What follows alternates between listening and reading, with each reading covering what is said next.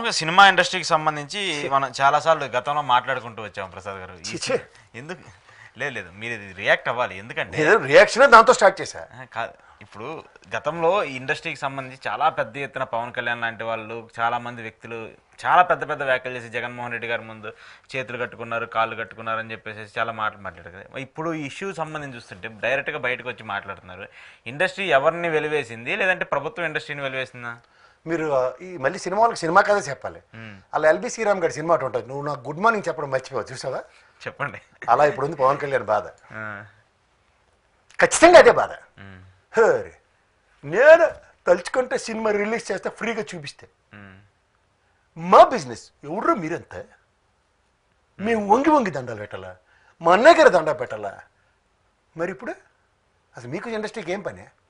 ఆ థియేటర్లలో బిక్కులు ఆడుకొని ఆడో సింగిల్ థియేటర్ రేట్లు అట ఆడు సస్తుండాడు, వీడికి ఇచ్చి రేట్లు ఇవ్వక ఆడేదో డిస్ట్రిబ్యూటర్లు వాళ్ళు కొట్టు సత్తుంటే మధ్యలో తగుదనమ్మా నీకేటెవరం?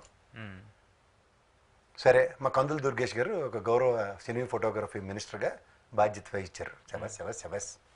మరి ఈ సినిమా వాళ్ళని ఎందుకు కన్సిడర్ చేస్తారు మీరు? ఆడేమన్నా ఈ చిన్న బడ్జెట్ సినిమా, పెద్ద బడ్జెట్ సినిమా, తోటకూర ఈ పెట్టకబుర్లు చెప్తారు కదా, 8 మంది నేను పేర్లు చెప్తా. ఓ డైరెక్టరు, ప్రొడ్యూసరు, ఓ మ్యూజిక్ డైరెక్టర్, హీరో హీరోయిన్, ఇంకోటి ఫైట్ మాస్టర్, ఎవరో 8 మంది తప్ప మిగిలిన వాళ్ళందరూ కృష్ణానగర్లో బెచ్చాటాడుకునే బేచే. ఈ 24 క్రాఫ్ట్స్ ఇండస్ట్రీ ఎలా బతుకుతుందో మీకు తెలుసా? పొళ్ళు కోరికే ఏడన్నాడు మా మురళిమోహన్, అవతల రియల్ ఎస్టేట్ వెళ్ళి అమరావతిలో చేయడు, సినిమాలో తీయడు, ముగ్గుపోటు వేసుకొని తిరుగుతుండు. ఇప్పుడు మానదాం. అరే భయ్, డిస్ట్రిబ్యూటర్లకి థియేటర్ మధ్యలో ఉన్నప్పుడు మీకేటి సంబంధం? ప్రభుత్వం ఇన్వాల్వ్ అవ్వాల్సిన మీకేటి సంబంధం? అంటే మీ సినిమా రిలీజ్ అయినప్పుడు గతంలో వెళ్ళారు పొలోమని బ్యాచ్లు ఉప్మాలు కట్టుకుని పోయారు అక్కడి నుంచి. మళ్ళీ మీ సినిమా రిలీజ్ అయ్యాక మీరు కూడా అదే మాటలు మాడుతున్నారు. అంటే దీన్ని అవకాశవాద రాజకీయం అంటారా?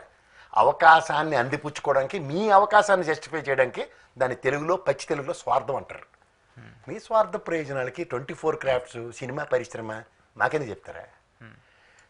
నెంబర్ 2 దందా.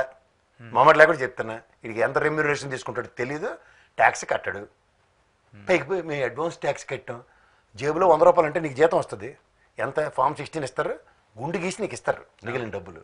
వీళ్ళకి ఏ రూపంలో వస్తుందో తెలియదు. ఒక్కొక్కడది ఒక పెట్ట కదా, తాగునింతం తప్ప ఇంకోటి ఉండదు. ఏమి ఇదే మా సినిమా ఫోటోగ్రఫీ మినిస్టర్ గారు, సార్ ఈ చిన్న సినిమా సార్ 5 కోట్లే పెట్టి తీస్తున్నాం, ఇందులో హీరో గారికి ఎంత ఇస్తున్నాం, హీరోయిన్కి ఎంత ఇస్తాం, విలన్కి ఎంత ఇస్తాం, తొక్కేస్తాం, డీపేర్ ఇవ్వండి, సినిమాలు తీసుకోండి. మా రాజమౌళి వచ్చి 1000 సార్ ఈ దెబ్బ 1000 పేలిపోతుంది సార్, డీపేరీ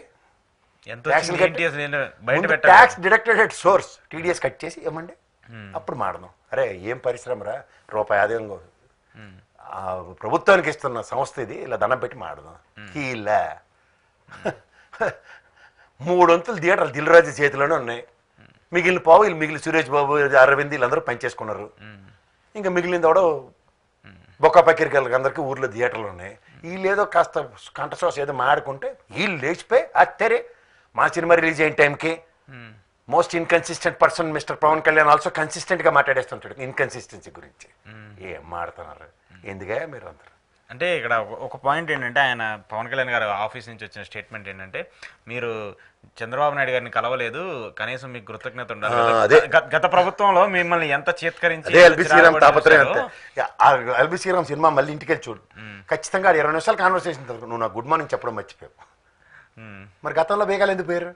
గతంలో పోయిన బేగాలేటి? మేము ఎందుకు కలవాలి, ముఖ్యమంత్రిని ఎందుకు కలవాలి? మరి ఇప్పుడు నాకు గుడ్ మార్నింగ్ చెప్పలేదు, మీరు రాలేదు, నన్ను కలవలేదు, నా ముఖ్యమంత్రి గారిని కలలేదు.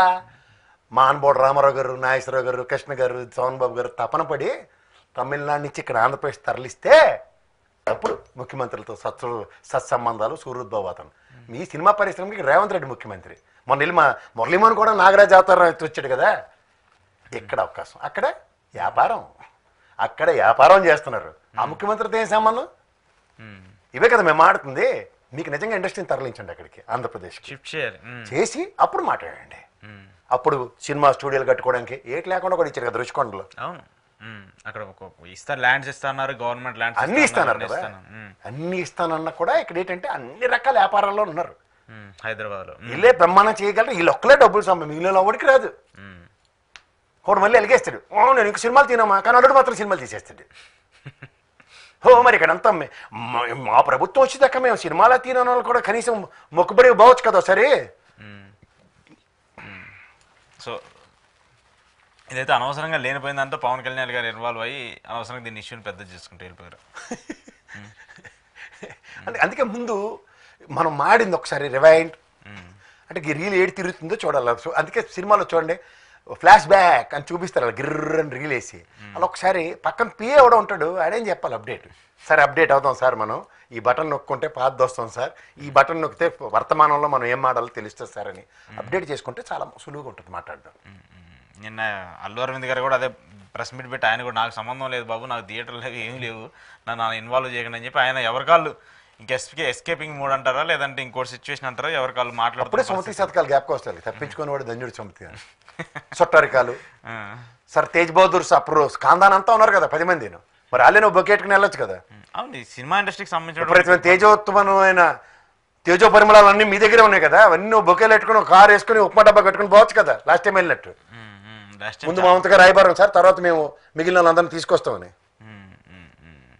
ఏడాది అయిపోయింది కదా ఏడాది అయిపోయినా కూడా ఇంకా కలవలేదనేది మరి దానికి సంబంధించి దట్టు కూడా ఇప్పుడు చాలా సినిమాలు రిలీజ్ అయినాయి దీనికంటే ముందు కానీ పవన్ కళ్యాణ్ గారి సినిమా రిలీజ్ అవుతున్నప్పుడే ఈ ఇష్యూ ఎందుకు వచ్చిందో మరి తెలియట్లేదు మనకి. ఇంకోటి ఏంటంటే వైసీపీ వాళ్ళు కావాలని సృష్టించారని చెప్పేసి ఒక చర్చ కూడా ఏ వంకలేని డొంకట గడిచిందంటే అదే సురేష్ బాబు సపోర్ట్ చేస్తున్నాడు లేదంటే ఇంకో తాతయ్య రామనాయుడు గారు వాళ్ళ నాన్నగారు కూడా సపోర్ట్ చేసేవారు అది కూడా చెప్పమనండి.